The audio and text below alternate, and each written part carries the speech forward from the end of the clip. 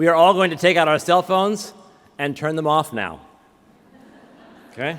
Good. I'm Ron Charles. I write about books for the Washington Post, where I also host the Totally Hip Video Book Review. First, a word of thanks to our co-chairman of this festival, David Rubenstein, and the other generous sponsors who've made this event possible. If you'd like to add your financial support, please note the information in your program. We'll have some time after this conversation for your questions, and I've been asked to remind you that if you come to the microphone, you will be included in the videotape of this event, which may be broadcast at a later date. Our guest this afternoon is Deborah Harkness. Now, as you may have heard, there's a witch hunt going on in Washington. Some old man keeps nattering on about that. Well, today it's true, but it has nothing to do with Robert Mueller. Dr. Harkness is a professor at the University of Southern California, a historian of science and medicine with a particular interest in the period of 1400 to 1700, which, if you know your history, was a really, really bad time to be a witch. Dr. Harkness has published scholarly work on the 16th century alchemist John Dee, the scientific revolution in England, female medical practices, and even the development of accounting. She's received fellowships from the Guggenheim Foundation, the National Science Foundation, the National Humanities Center, so this is clearly a scholar who knows her way around a library. But then a bewitching thing happened to her about 10 years ago. I began to wonder, she says, what if there really are witches and vampires? What would they do for a living? It was at that moment she turned from the dusty world of academics and wrote a magical novel called A Discovery of Witches, about the relationship between a historian descended from Salem witches and a 1,500-year-old vampire. That's a whole different story, yeah. Sorry. I'm reading fast because I want to get her up here as soon as possible. An international bestseller trilogy was born, the All Souls trilogy, which eventually included Shadow of Night in 2012 and The Book of Life in 2014. And her new book, A Discovery of Witches, her first book, A Discovery of Witches, has been adapted into a TV series that will be broadcast in the United States early next year.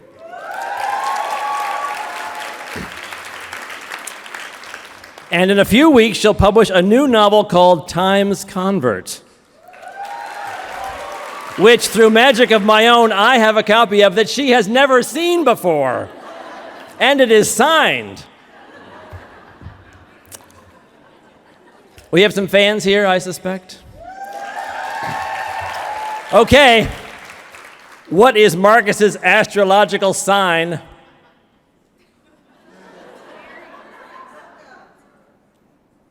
I don't hear the answer.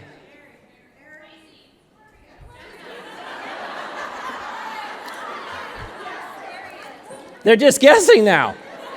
Okay, in what town was Marcus born? Yes, who said that? The book is yours. Come on up.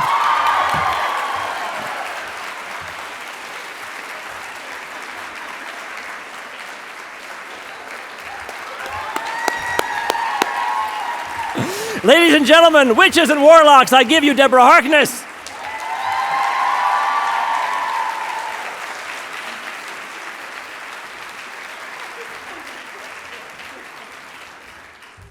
You can't get away with guessing like that with a professor in the room.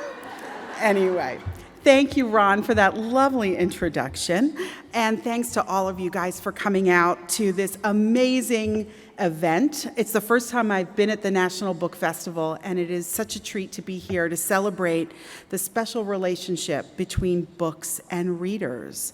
So I think that it's fair to say that if you're in this room, you are a reader, right? Which means that these are now, several hundred of your best friends, because everybody in the room shares that. And there's nothing like books and sharing our favorite books to sort of bring people close together. And that's what's so amazing about the National Book Festival, based on what I've seen already. So, as Ron said, and I'm sure that this comes as news to nobody in the room, I am not only an author, but I'm also a professor. And I am a specific kind of professor. There's a sort of tree of knowledge out there in history. There's all these fields and subfields and subfields. So when people say, well, what do you teach? I always say, Europe between 1400 and 1700. And they say, okay, yeah, but, so Louis XIV? And I say, no, not Louis XIV. I mostly teach the 16th century. And they say, oh, okay, Henry VIII. And I'm like, kind of, but usually I teach, the history of science and medicine, and which makes me an intellectual historian. And people always say, an intellectual historian? Yeah, I study how people think about the world and their place in it. That's what intellectual history is really all about.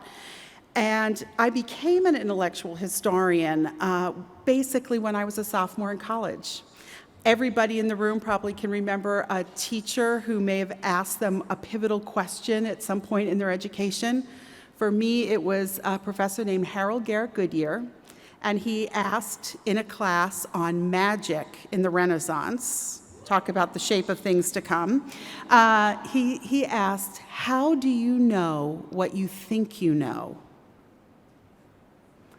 And I still remember to this day, I remember the table in the library where I was sitting when he asked that question. I remember which chair I was in because I felt like the whole top of my head lifted off. How do I know what I think I know? That was the beginning of my journey into intellectual history and the history of science. But of course, even though I've gone from European history to the 16th century to intellectual history and the history of science, there's even a further weird subspecialty of mine. And that subspecialty is the history of the book. What the history of the book is a little less self-explanatory than the history of science and medicine. Basically, the history of the book studies what it is that we're here celebrating, the special relationship between books and readers. But so for those of you who are really into reading yourself, you should know that there's a whole historical field that is dedicated to you in the past. So if you really burrow down closely, my real research specialty is how did people in the past share information about science and medicine in their notebooks? That's what I really do for a living. Talk about the head of a pin here. So the history of the book, it includes how books were made, who wrote books, how they were sold, the technologies of printing. Paper making is included in the history of the book. Ink making, for those of you who remember Diana buying ink in London in Shadow of Night, is included in the history of the book. The transition from manuscript culture to print culture is included in the history of the book. You might be entertained to know that when the printing press was invented, people thought it was the end of civilization as we knew it, because no one would remember how to write anymore. And when I was listening to all of the debates about e-readers and electronic books, and it was the end of the world, I was so reminded of what people thought at the end of the 15th century, when printing presses were set up and put a whole lot of scribes who had been handwriting books, imagine that for a job, out of work. And people said, it's the end of the world, it's the end of civilization. So these are some of the things that we study as historians of the book. And for those of you who are readers of the All Souls trilogy, what you're probably realizing is you've picked up a lot of information about the history of the book in your travels. So you may have thought you were just getting history, political history, history of science and medicine. You were getting my great love, which is the history of the book as well.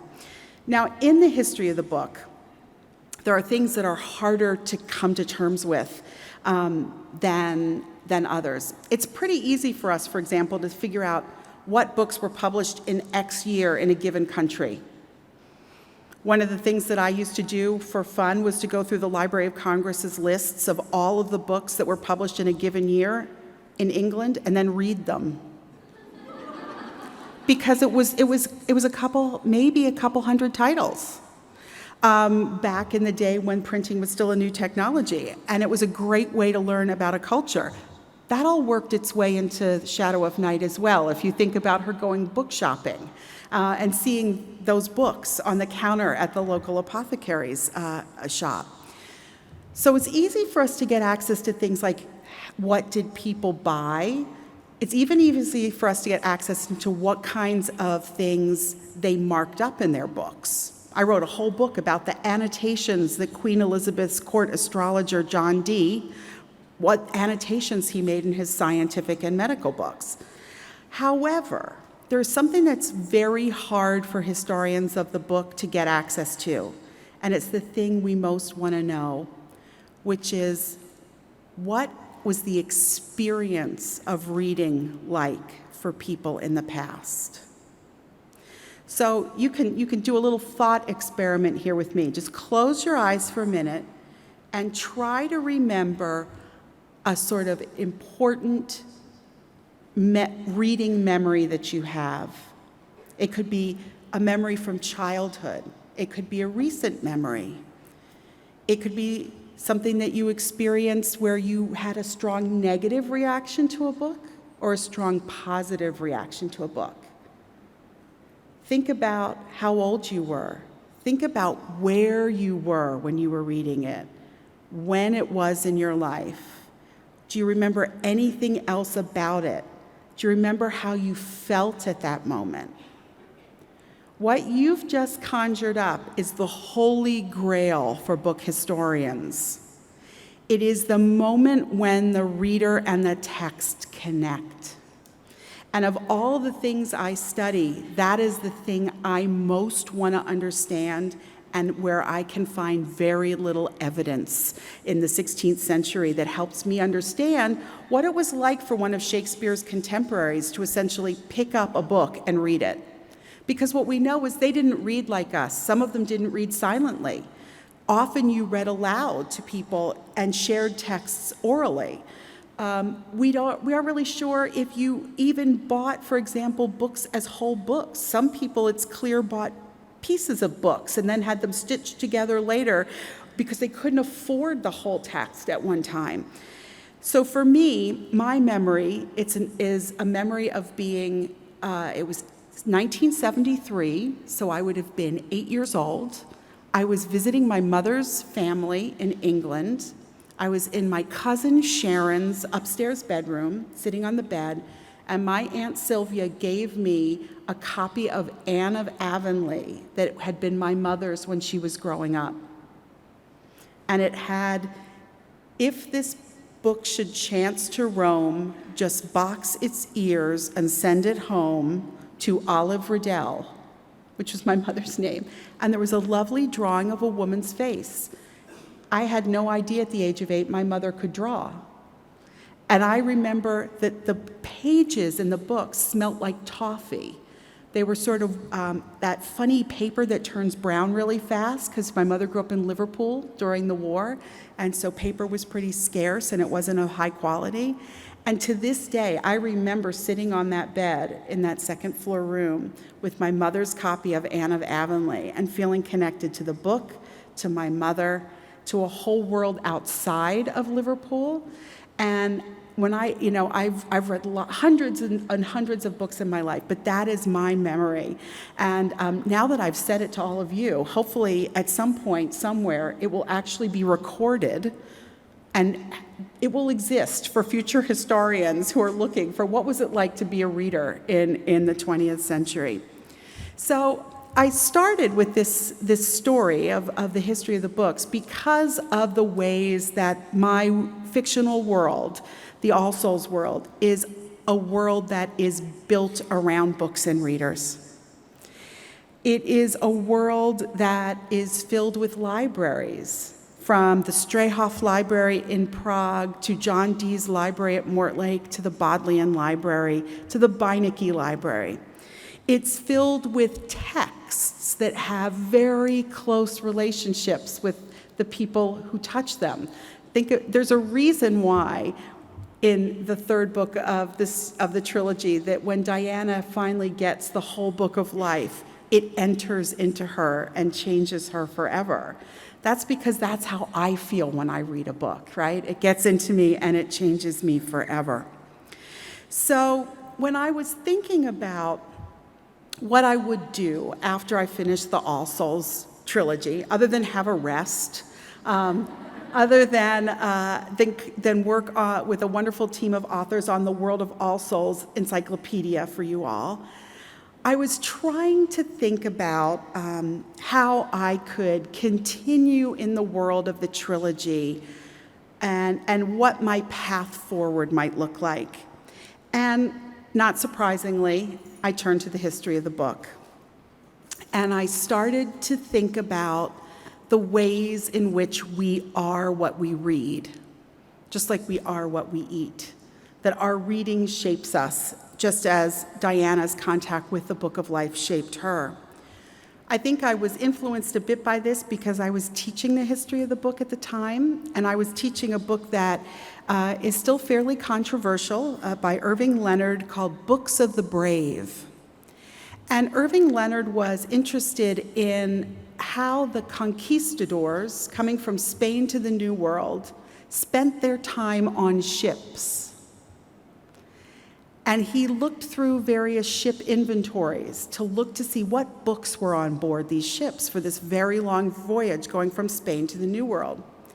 And we're in the perfect place to discuss this. Guess what he found? He found that the number one reading material, there was always a copy of the Bible, but other than that, these ships that were going from Spain to the New World were filled with genre fiction. They were filled with chivalric romances, tales of King Arthur, and knights going on quests. And what Irving Leonard argued was that you can see in the way the conquistadors conceptualized what they were doing in the New World, which seems to be at such a distance from what we as modern observers see, looking back at the evidence of what they did to the native populations. We see a tale that is a tale of brutality and a failure of empathy and a lack of understanding. What the conquistadors saw in themselves were people on a heroic quest to spread the word of God, people who were looking to have adventure and to meet magical creatures, all of which were in the genre fiction. Now, of course, people aren't only what they read. A lot of other things go into it as well.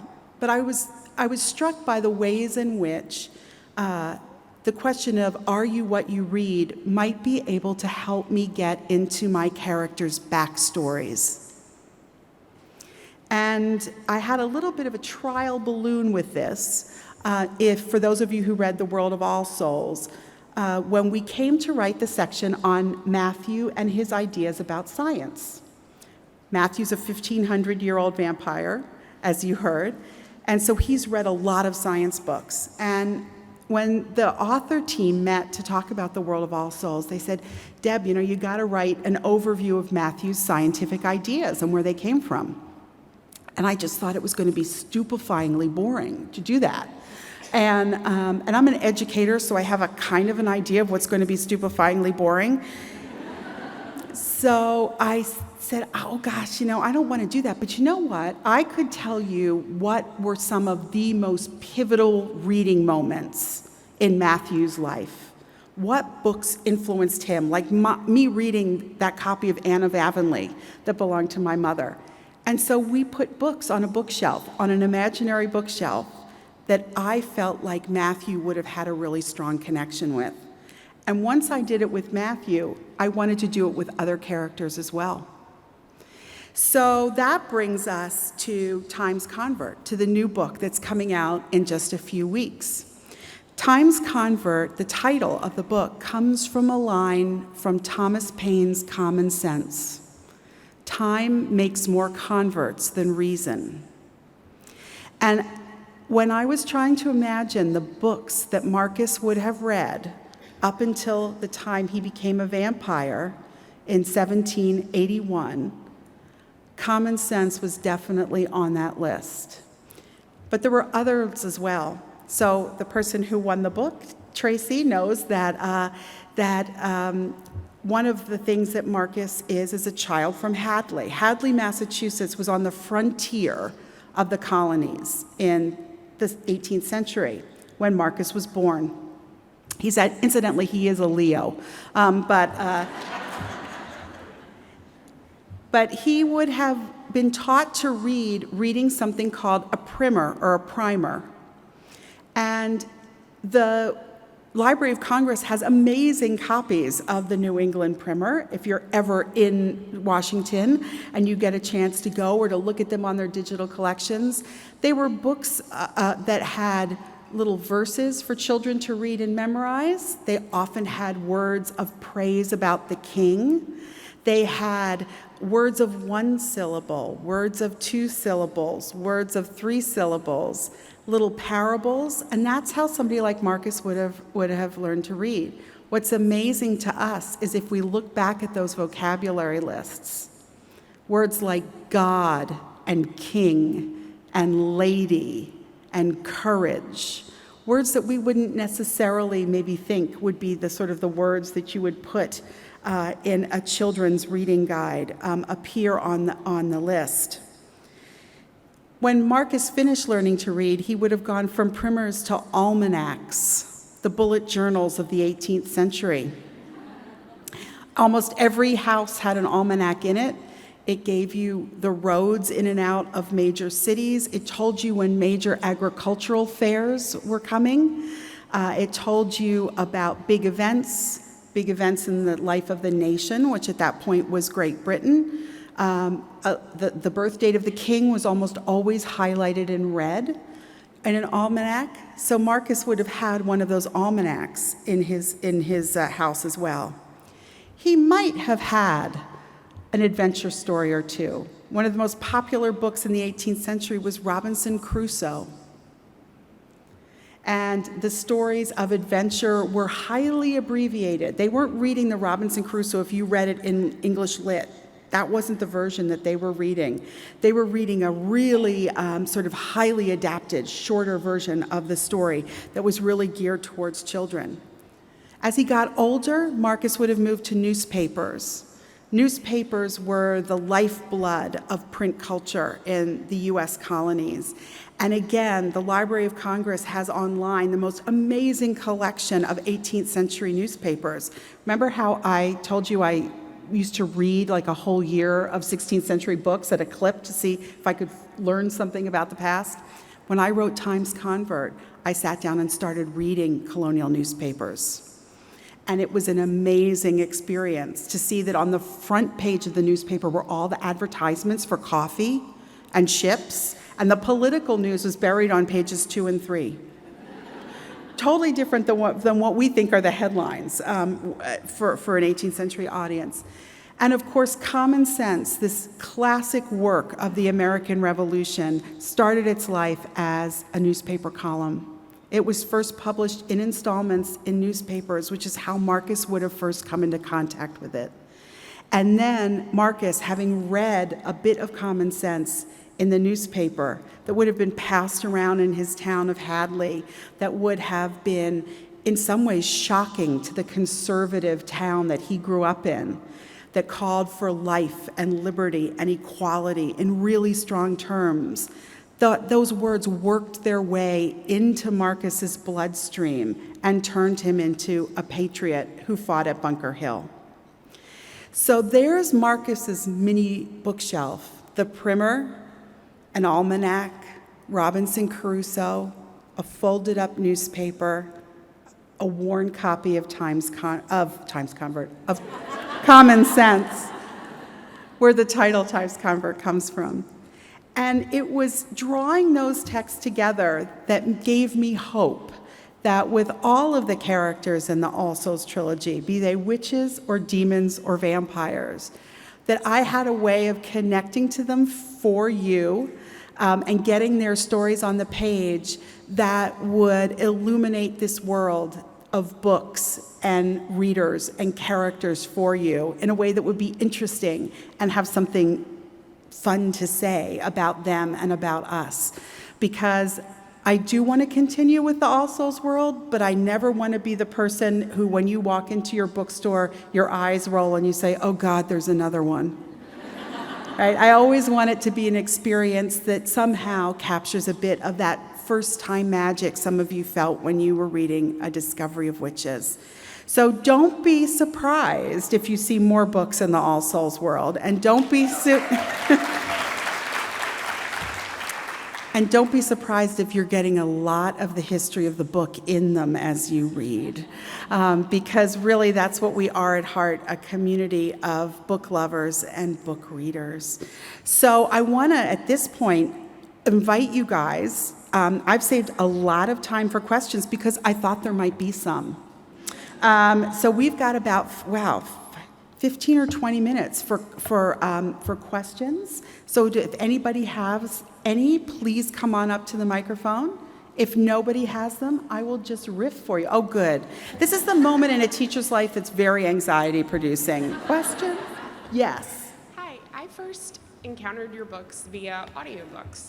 Yeah. They are beautiful pieces of performance in my view. And Hear, hear. I'm curious, given your historical perspective on the history of the book, where you see books going. I'm a first-generation Kindle owner, so I kind of understand, you chuckling at the Chicken Little perspective on e-readers, so I'm interested to hear where you think we're going from here. Where do I think we're going? If you had told me even 5 years ago how popular audiobooks and Kindle books would become, I think I would have been surprised. But even more surprising is the renaissance of independent bookstores that's happening. So what I think is, what I'm seeing a lot of is almost, there's a name for it. It's called platform agnostic readers, which basically means I'll read anything on anything. I'll read it in hardback and paperback and audiobook and Kindle, and that's what I think is so exciting. So I'm trying to imagine what the next evolution of that might be. As somebody who thought email was silly, I'm probably the worst person to ask about the future, but it's intriguing to think about the ways that, how an audiobook and a textual book and a visual adaptation of the book might someday fuse together, and you could go back and forth between them, which is, I think, what a lot of people do who have ebooks. They are bouncing back between their car and their Kindle and their paperback, and I think that's really what we're going to see in the future. Thank you. Great question. Quick follow-up. Yeah. Serpent's Mirror? So Serpent's Mirror. Who has questions about the Serpent's Mirror? So the Serpent's Mirror is is a book about Matthew in the 16th century. And it covers Matthew's life under Henry VIII and Mary Tudor and Elizabeth. And it turned out to be way more complicated a story than I thought. And about halfway through, I have about 225 pages of it written. And Matthew did something very surprising. And it brought me up short. And I started working on the Marcus book as a kind of antidote as I worked out the Matthew problem, and the Marcus book was finished first. So I had a choice at that point whether I was going to give you the Marcus book first or just hold it. And I decided I would give it to you. But Serpent's Mirror is coming. I promise. Yeah. First of all, I want to thank you for how very responsive you are with your fans, especially on Facebook. That's awesome, and we appreciate it. Thanks. So I also want to ask about Gallowglass. Yes. He's my favorite character, and I think I've never heard that before. You are the first person who's ever liked Gallowglass. Thank you. Joke. Is he getting a book, please? I think Gallowglass will get a book. I spent two wonderful weeks this summer sailing around Ireland and Scotland in a boat to get a little closer to Gallowglass. So he now has been advanced to the official position of having a notebook devoted to him, which is the first step in the book being. Now, I'm not fast, so please nobody look for this for Christmas. It's not going to happen. But he will get his book. He will get his moment in the sun, I promise. Yeah. Hi. So one of the things that I enjoyed the most about the entire trilogy was the way that you were layering history and science and all of these things on top of each other. And so I was wondering if you could talk a little about the difficulty of world building over actual history. Yeah, great question.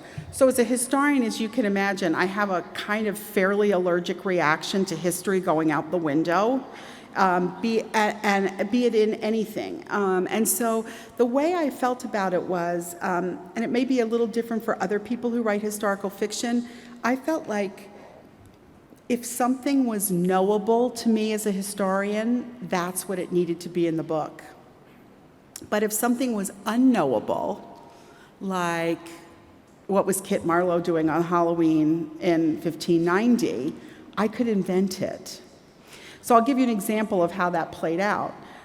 Matthew Royden, who was a real person, and was part of my research for my master's thesis, which was on George Chapman's Shadow of Night. Any of that sound familiar? He was this annoying hanging Chad of my master's thesis, who the Shadow of Night was dedicated to him, but he was like he was like the Forrest Gump of the 16th century, but I couldn't find any real concrete information about him. So I thought, well, he's perfect. That's exactly what a vampire would be like. I'm going to use Matthew Royden. So actually, even in Discovery of Witches, you were falling in love with a 16th century dead poet, because I used whatever I knew about Matthew Royden to shape Matthew Claremont's character, because he was this sort of fixed historical thing. Then, as I started writing it, I thought, well, Shadow of Night, they're there in October, they'll be out by Christmas. And as I kept writing, as I do, in my loop-de-loops, and we got closer and closer into spring, I thought, oh no. Because one of the other things I knew about Matthew Royden was that he was in Prague in March and April. I had no intention of going to Prague. We were going to go to London and come back. But as the plot unfolded, I said, I'm sorry, the book, it's going to take me longer. I have to go to Prague. And people said, what do you mean you have to go to Prague? And I said, Matthew Royden went to Prague. It's now March. I have to go to Prague. And they said, no one knows that but you. And I said, I know, but I know it. And I can't unknow it. And so that's sort of my relationship with history. So people keep saying to me, well, why is Marcus, when they read the drafts of Time's Comfort, why is Marcus in that battle and not this battle? Because that's what was happening, and I'm not going to sort of rearrange history. So I almost think of it as like a pinball machine. You know how when you used to shoot the ball at the pinball machine, there were these little flippers that kept that's how I think of history in my books, as little flippers that are just keeping the ball within a set of boundaries. And it's sometimes challenging to work really closely in that parameter, but it's a challenge I enjoy, how to stretch the truth without breaking it. A little bit like magic. Thanks, great question. A similar question, being that you are a researcher and an academic before you're a novelist, how do you, at what point do you stop yourself falling down the rabbit hole of delicious research in order to write the actual words for the novel? Okay, so this is a great question. I don't stop myself from falling down the rabbit hole. If you want to know why there was a gap between Shadow of Night and the Book of Life, it's because I kept falling down rabbit holes, scientific rabbit holes, and not being able to extricate myself. So, I spent 2.5 weeks in Shadow of Night trying to figure out how long the voyage from Woodstock to Europe would take in November. I called long-distance eventers who work on horses over long distances and had long, complicated discussions about the speed, how long you can canter, how long you can gallop, when you have to change horses. It ended up being one sentence in Shadow of Night. 2 weeks of unending research. It was the most frustrating 2 weeks. They don't teach you this in graduate school, just so you know. And so it is one of the delights of writing a book, and even though it feels like a weird rabbit hole, it almost always produces something useful. So now that I have a little bit more confidence in myself as a writer, I panic less when I fall down those rabbit holes. But it's always where it's a balancing act is in the writing. Mm-hmm. Because historical information is like jalapeno pepper or cilantro. A little goes a long way. So you don't want to sort of take everything you've learned about history, and I know you have read books like this, and dump them in so that it overwhelms the story. It should be a spice, a flavoring, an accent. So one of the things that I do is I ask myself, if this story was set in the present, would I spend 3 pages describing a table? No, right? So if I'm in the past, I try to hold that same standard to it. That if, in fact, Diana sits down at a table in the 16th century, I could devote 3 pages to describing the table, but I try not to. And that's how I sort of balance it out. Thank you. Great. Yeah. Hi, well, USC grad, so fight on. Fight on. I hope that Philippe might get a book in there. I would love to maybe see an early version of him. My question is, I am a leader of a book club of Army spouses, well-read and well-traveled. So after we read your new books and before your newer ones come out, what books would you recommend for us? Wow. So you mean just like what are some of the books that I am just loving reading these days? So I will tell you, for who has read Eleanor Oliphant is Completely Fine. Give it up to Eleanor Oliphant. I love that book. Did that.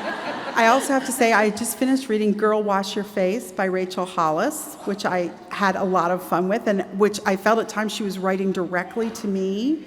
I tend to be a professional nonfiction reader, so I'm actually reading a book about paper making, because why not, as a historian of the book, and I'm enjoying that. So yeah, those are 3 off the top of my head that are right on my to-read pile, or have just read pile. Thank you. Yeah, you're welcome. Hi. Hi, I run a apothecary museum here in Alexandria, right outside of DC, that you should totally come and visit. 18th, Okay. 19th century. That sounds like There's fun. people who've been there, awesome. And an apothecary, that's my particular interest. I'm curious what sources you used for some of the botany that you talk about in the witchcraft that they're going in the books. It's a great question. So I spend, like I said, lots and lots of times reading scientific and medical notebooks. So I spend lots of times with notebooks that medical practitioners kept of their medical receipts, their cures, their recipes. Similarly, I work on a lot of people who would have self-identified as magicians in the 16th century, and those include their spells and their plant lore. So the Bodleian Library probably has one of the biggest collections, and the British Library has the second biggest collection for what I do, which is 16th century. But I did just buy an early 19th century medical formulary on eBay. There's a lot out there. I know there's amazing stuff on eBay. So I'm sort of delving into the wonderful world of 19th century drugs right now and medicines. Come see me. Well, it's amazing because, again, this book is like breaking apart. There's newspaper clippings in it. There's handwritten recipes.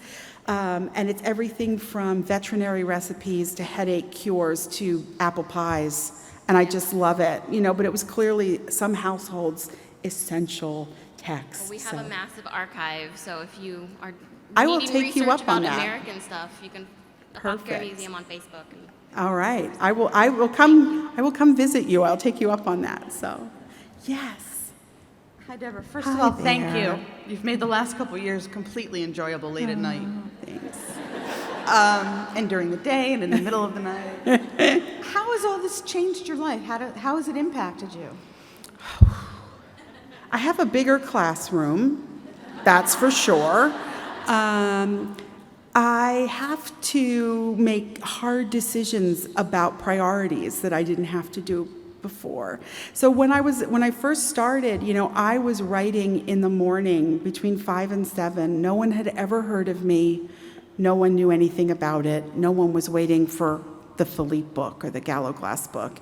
And I was just writing in the morning, and then I would go off and teach my classes, and I'd cook dinner and, pet the dogs and go to sleep and start the next day. But now I have a couple of, in addition to being a writer and a professor, I'm an author, which is this part of my life, is coming and meeting you, which I love. And I'm also, of course, working on the TV show as an executive producer. So that's a lot of different hats to wear. And sometimes I have to make decisions about doing one thing instead of the other or pushing something aside. And that is honestly the hardest part of my new life, is juggling. But listen, I'm talking to a whole room of multitaskers. We're all juggling. It's just that those are my particular balls in the air. So that's my challenge at the moment. I'm a work in progress. So, hey. Hi. Hi. You referenced sharing experiences and wanting to know experiences with reading, and you shared a positive one.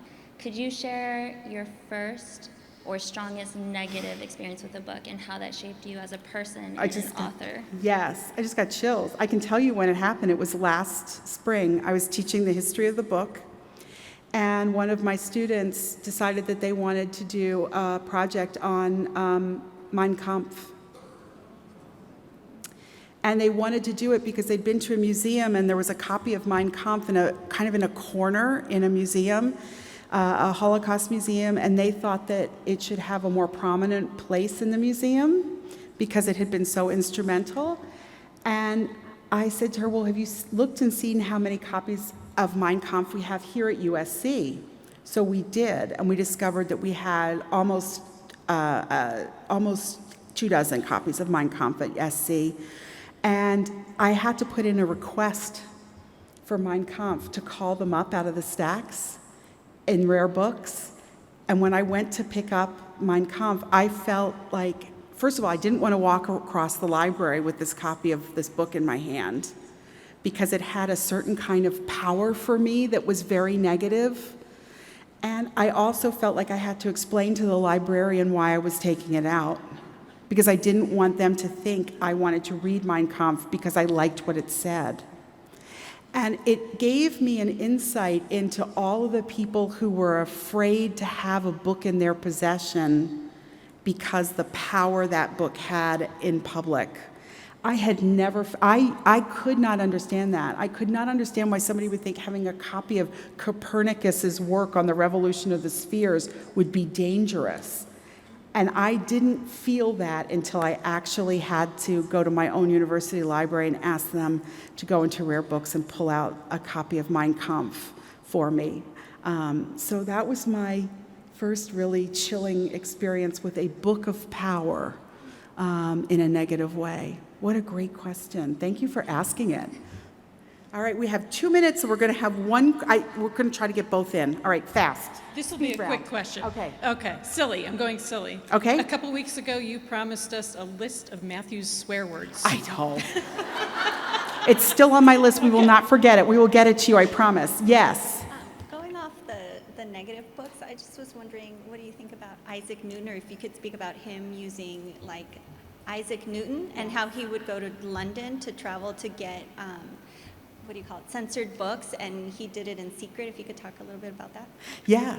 Isaac Newton was a great reader of banned books. He was also a terrible defacer of books. One of the things that Newton used to do was to take the corner of pages, and he'd bend them so that the point pointed to the passage in the book that he wanted to read. So you can go through Newton's old books, and they will actually let you bend the corner down. There's like a crease, and you can do that and then see what it was that he wanted to remember. Don't do this with library books, right? But that was what Newton did. So he was somebody who was always into secret forms of knowledge. One of the most humbling things in my life was to realize that sort of Newton had devised calculus in 18 days, but he had spent decades on a single alchemical experiment. So what we remember Newton for is not necessarily what Newton was spending most of his time doing, and that includes his reading, because you would think that what he would be doing was reading everybody else's scientific works. He wasn't. He was reading other stuff and then coming up with scientific ideas of his own. He wasn't all that interested in what his fellow scientists were doing, which is why somebody like Edmund Halley had to go and say, could we please have the Principia out of your desk drawer, because some of us would like to read it. So he had a very interesting relationship with his books. He also used to write in the margins of his books and between the lines of his books. And when he ran out of room, he'd turn the book around and he'd go the other way. So he was a crafty old guy, that Newton. So if any of you are, personal book defacers, you come from a long tradition of great minds like Isaac Newton. Anyway, great questions. Wonderful to meet you all. I hope I see you in the signing line. Thanks so much.